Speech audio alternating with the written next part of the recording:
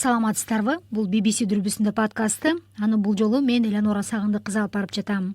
Россия Кыргызстандын сүт азыктарын киргизбей жатканда Кыргыз өкмөтү башка рыноктарды издеп жатат. Эң оболу Казакстанга экспорт көлөмү көбөйдү.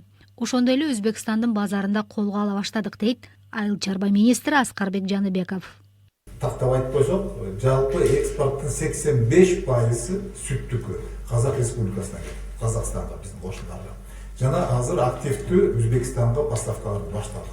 Мына бүгүнкү күндө ал жерге 500 тоннадан ашык сүт экспорттолот. Быйыл январь-февралда эле 2 айда Кыргызстан Россияга 685 миң тонна сүт экспорттогон.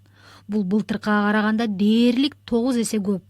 Россельхознадзор Кыргызстандан сүт ташуунун көлөмү эмнеге мынча кескин өсүп кетти деп шектенип, убактылуу сүттү киргизбей токтотуп турат.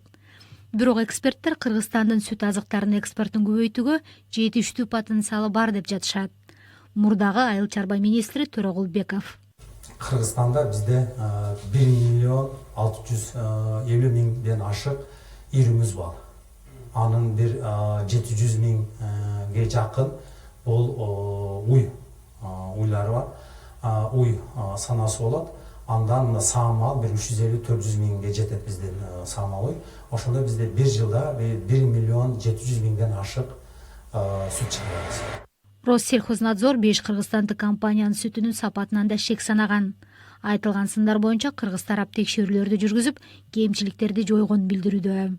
Ат башылык фермер Канат Үметов жерлерде дагы сүттүн сапатына текшерүүлөр аябай тыкыр жүрүп жатканын айтып берди. Качествосы жакшы эметпей калды деп.